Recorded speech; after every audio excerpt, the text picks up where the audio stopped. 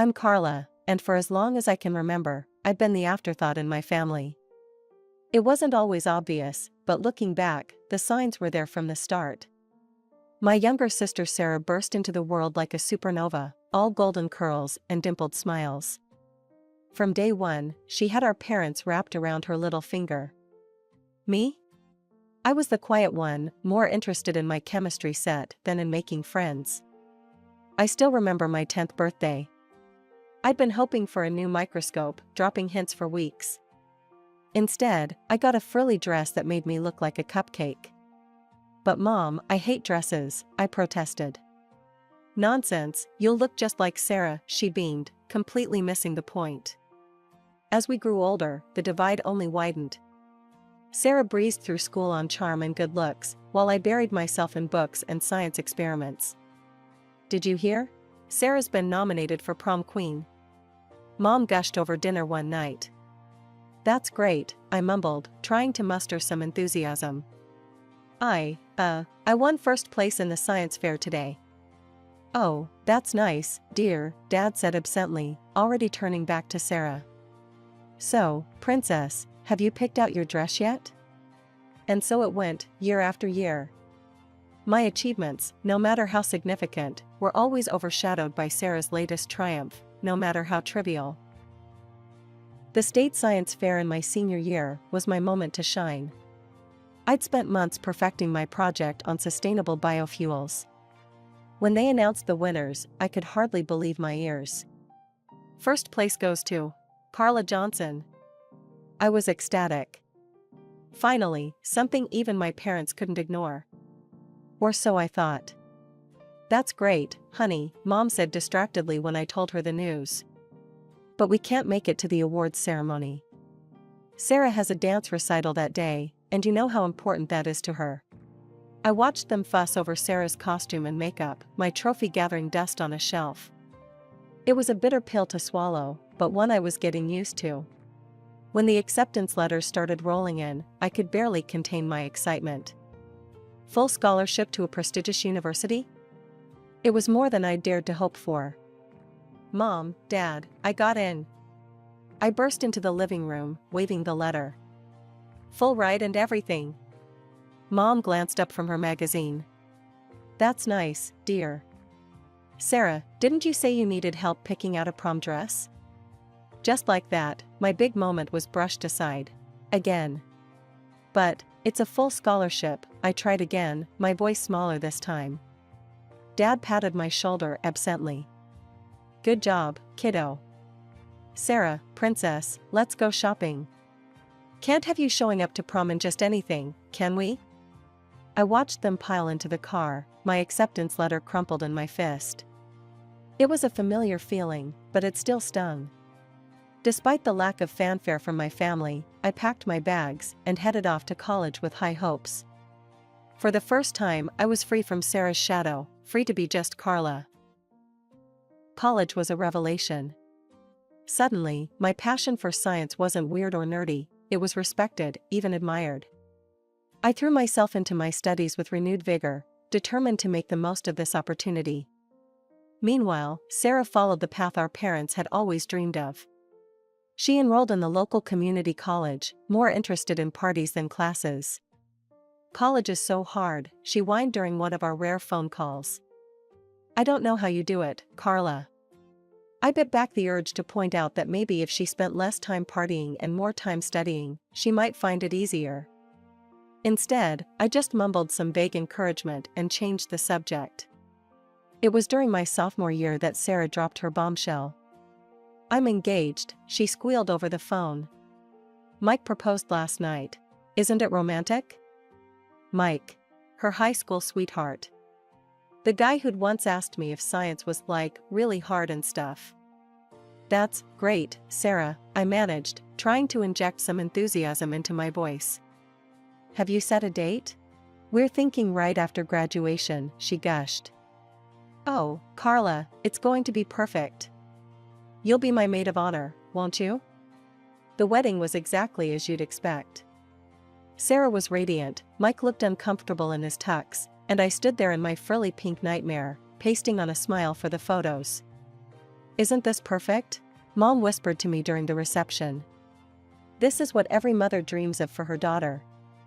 I wanted to ask if she'd ever dreamed anything for me, but I held my tongue. It was Sarah's day, after all.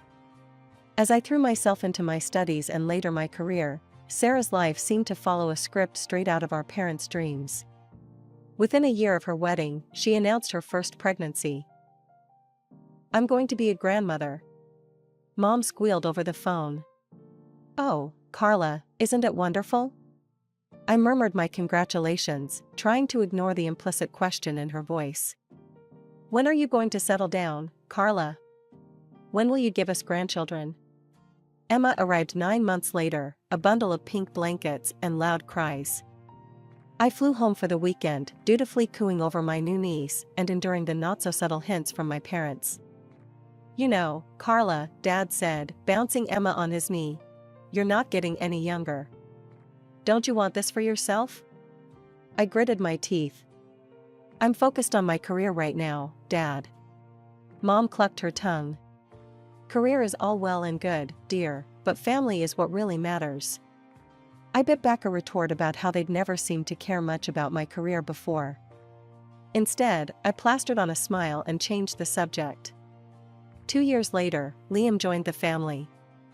Once again, I played the role of the doting aunt, all while fielding questions about my own lack of family.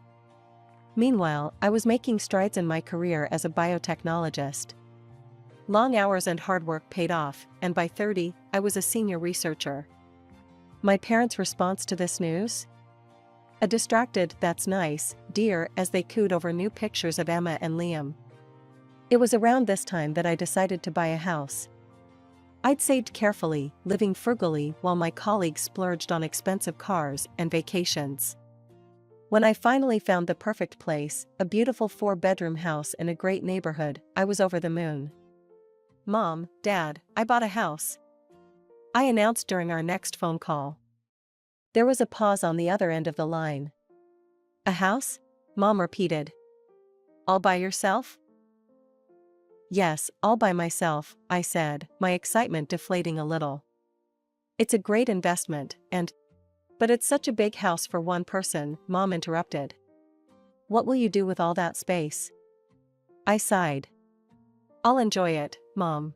It's mine." "Well," she said, her tone making it clear she didn't approve, "I suppose if that's what you want." "Oh, did I tell you? Emma lost her first tooth yesterday." And just like that, we were back to talking about Sarah and her kids. The months following my house purchase were a whirlwind of work and settling into my new home. I threw myself into decorating, turning each room into a reflection of my personality. It was during this time that I started to feel a shift in my family dynamics. The usual calls from my parents became less frequent, and when they did call, there was an odd tension in their voices. One evening, I received a call from my mother. "Carla, dear," she said, her voice sickly sweet, "we're having a family dinner next week. You'll be there, won't you? We need to talk." I agreed, my suspicions raised. In my family, "we need to talk" usually meant trouble was brewing. The night of the dinner arrived, and I pulled up to my parents' house with a sense of foreboding. Sarah's car was already in the driveway, and I could hear the excited shrieks of Emma and Liam from inside. Dinner was a tense affair. My parents kept exchanging glances, and Sarah seemed unusually quiet. Mike, Sarah's husband, kept clearing his throat as if he wanted to say something, but thought better of it. Finally, as we were finishing dessert, my father cleared his throat. "Carla, we need to talk about something important." Here it comes, I thought. "What's up, Dad?" He glanced at my mother, who nodded encouragingly. "Well, you see, sweetie, we'd been thinking. That big house of yours, it's really too much for just one person." I felt my hackles rise. "Dad, we'd been over this.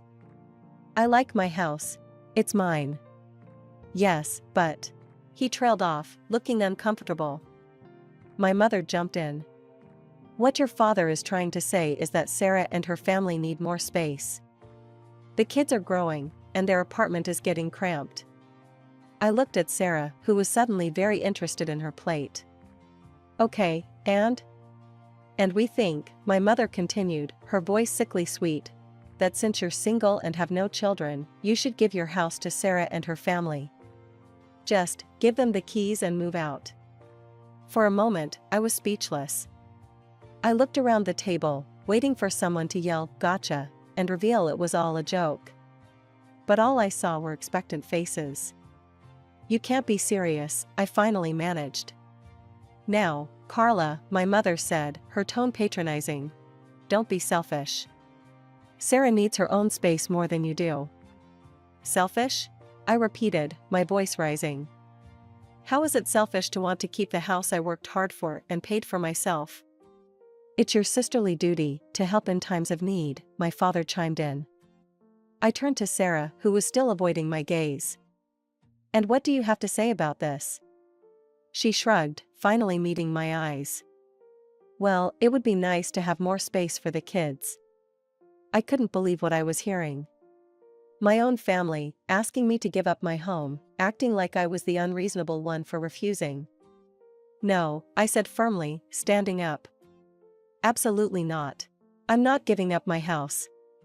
As I grabbed my coat and headed for the door, I heard my father call out. Think about it, Carla. Family should come first. The days following that disastrous family dinner were a blur of disbelief and anger. I kept replaying the conversation in my head, unable to believe my family's audacity. How could they even think to ask such a thing? My phone buzzed constantly with messages and calls from my parents and Sarah, but I ignored them all.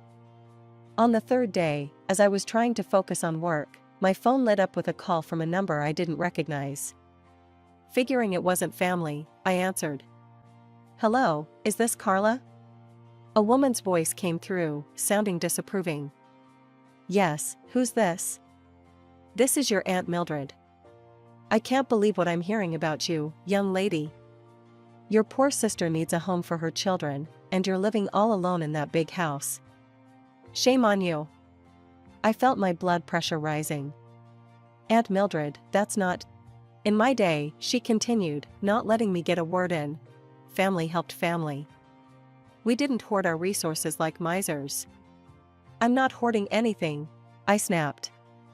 It's my house. I bought it with my own money. Well, she huffed, if you're not going to use all that space, you should at least consider donating your eggs. It's not like you're using them anyway. I was so shocked, I nearly dropped the phone. Excuse me? You heard me, she said primly. You're not getting any younger, you know. Tick-tock. I hung up without another word, my hands shaking with anger. How dare she? How dare any of them? But it didn't stop there. Over the next few days, I was bombarded with calls and messages from relatives I hadn't spoken to in years. Each one had an opinion on what I should do with my house and my life. My great-aunt Edna left a voicemail. Carla dear, it's your great-aunt Edna. I just wanted to say, it's not too late to find a nice man and settle down. Then you'd need that big house. It was relentless. Every ping of my phone brought a new judgment, a new guilt trip. I felt like I was going crazy. I started to dread checking my phone, wincing every time it buzzed. I threw myself into work, staying late at the lab just to avoid going home to more messages. It was during one of these late nights at work that I got sick. Nothing serious, just a bad cold, but enough that my boss insisted I take a few days off to recover. So there I was, curled up on my couch with a box of tissues, feeling miserable both physically and emotionally. My phone had been mercifully quiet for a few hours, and I was just starting to relax when I heard it. A noise at my front door. Like someone was fumbling with the lock. My heart started racing. Was someone trying to break in? I got up as quietly as I could, creeping towards the door. Through the window, I could see figures on my porch. Familiar figures. I yanked the door open, startling the people on the other side. What the hell are you doing? There, caught red-handed, were my parents and Sarah. They looked like deer caught in headlights, frozen in the act of trying to break into my home. My mother was the first to recover. Carla, dear, we were just worried about you. You haven't been answering your phone. So you decided to break into my house? I couldn't keep the incredulity out of my voice. My father at least had the decency to look embarrassed. We didn't think you'd be home. We thought you'd be at work. And that makes it okay? I was practically shouting now. What were you planning to do? Move Sarah in while I was gone? Sarah, who had been quiet until now, spoke up. Carla, you're being hysterical. We were just going to wait for you to come home. I noticed for the first time that there was a car parked behind them, loaded with boxes and furniture. My blood ran cold as I realized the full extent of their plan. You were going to move in, I said, my voice flat. You were actually going to move into my house without my permission. Now, Carla, my mother started, her voice taking on that patronizing tone I knew so well. We've discussed this. Sarah needs the space more than you do. We thought if we just took the initiative. You thought wrong, I cut her off. This is my house, mine. I bought it with my own money, money I earned through hard work. You have no right to it. Just then, I noticed movement out of the corner of my eye.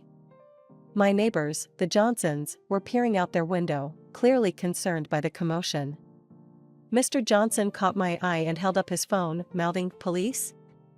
I nodded, grateful for their concern. Turning back to my family, I said, "I've called the police. You need to leave. Now." "You wouldn't," my father scoffed. "Your own family?" As if on cue, the sound of sirens filled the air. My family's faces paled. The police car pulled up, and 2 officers got out. "Is there a problem here?" one of them asked, eyeing the scene warily.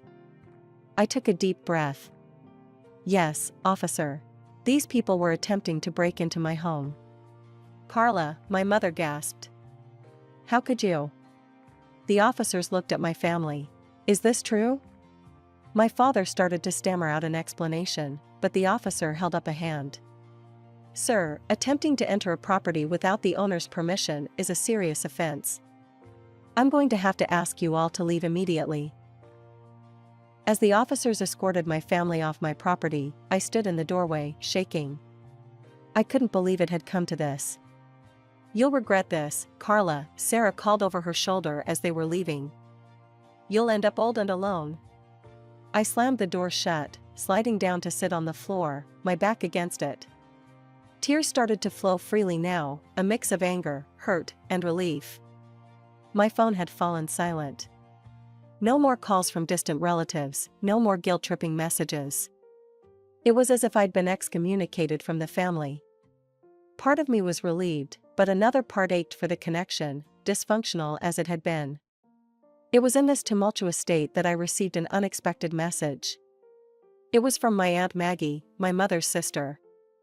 We hadn't spoken in years, not since she'd had a falling out with my mom over some old family drama. "I'll meet you tomorrow at Café Bleu at 1400 hours." Intrigued and desperate for any ally, I agreed to meet her.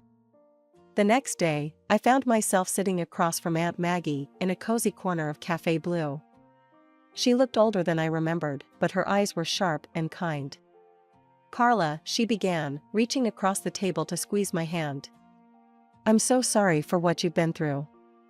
Your mother called me, trying to get me on her side. But there's more to this story than you know.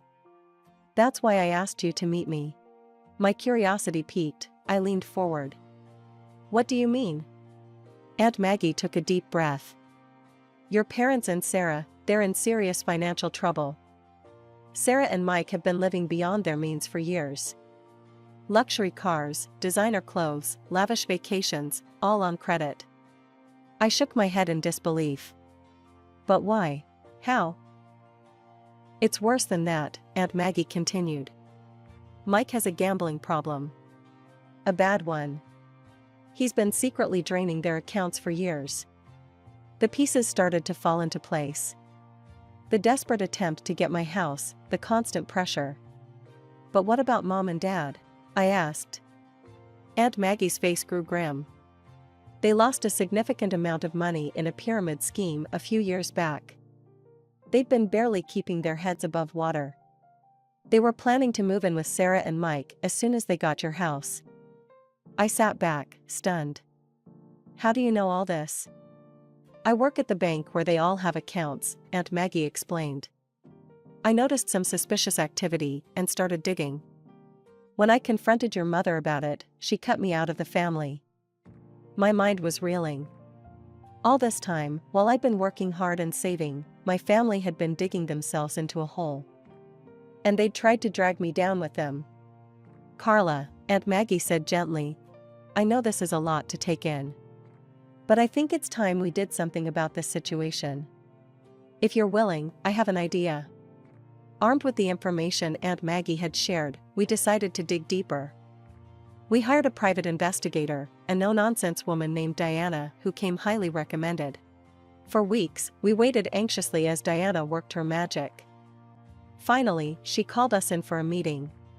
What she revealed left us speechless. Mike, Sarah's husband, had been leading a double life. He was involved in an affair with none other than my cousin Jenny, Uncle Bob's daughter.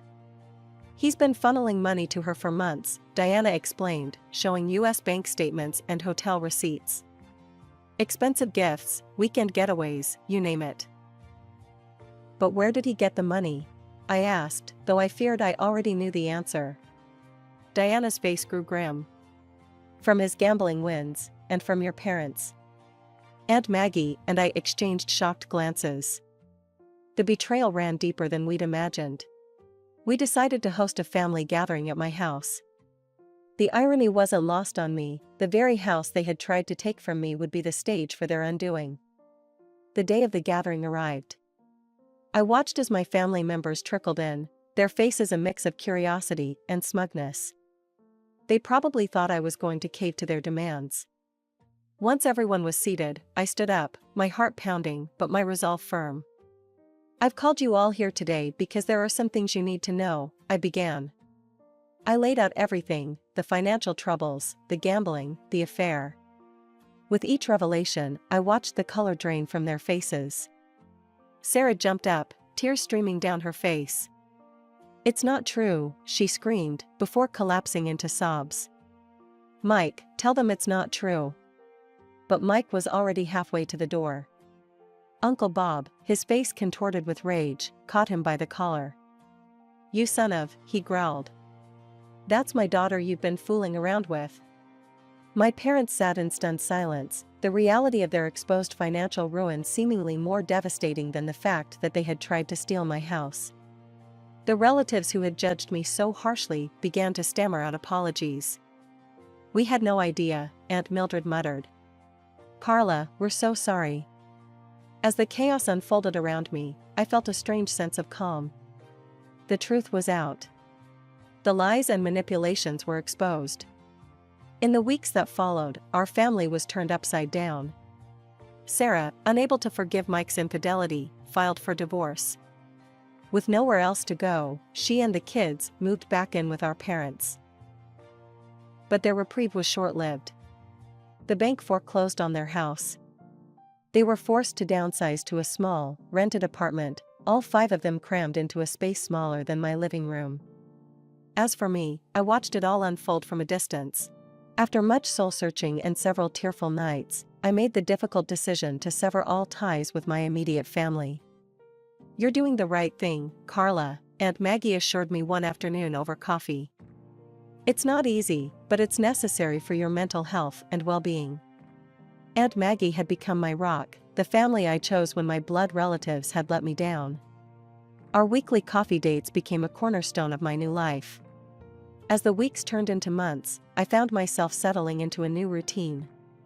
Without the constant drama and demands of my family, I had time to focus on myself. But with that came a startling realization: I was lonely. You know, Aunt Maggie said one day, there's a world out there beyond work and home. Why don't you try something new? With her encouragement, I decided to join a local rock climbing group. It was far outside my comfort zone, but as I strapped on the harness for the first time, I felt a thrill of excitement I hadn't experienced in years. That's where I met Alex. He was belaying another climber, his strong hands confidently handling the rope. When he turned and flashed me a warm smile, I felt my heart skip a beat. "First time?" he asked, noticing my nervous fidgeting with the equipment. "Is it that obvious?" I laughed. We struck up a conversation, and I was immediately drawn to his kind eyes and easygoing nature. As we talked, I learned he was a wildlife photographer, with a passion for capturing the beauty of nature. For the first time in years, I felt a spark of excitement about the possibility of a relationship. Alex was kind, adventurous, and understood the complexities of family dynamics in a way few others could. We began dating, our shared love for nature and understanding of complex family dynamics bringing us closer. Before I knew it, we were discussing marriage, a concept that once seemed foreign and unattainable to me. Through it all, Aunt Maggie remained my steadfast support. She became the mother figure I had always yearned for, but never had. "Carla," she said to me one day, her eyes misty. "I want you to know something. I've changed my will. I'm leaving everything to you." As I hugged her, tears streaming down my face, I marveled at how much my life had changed.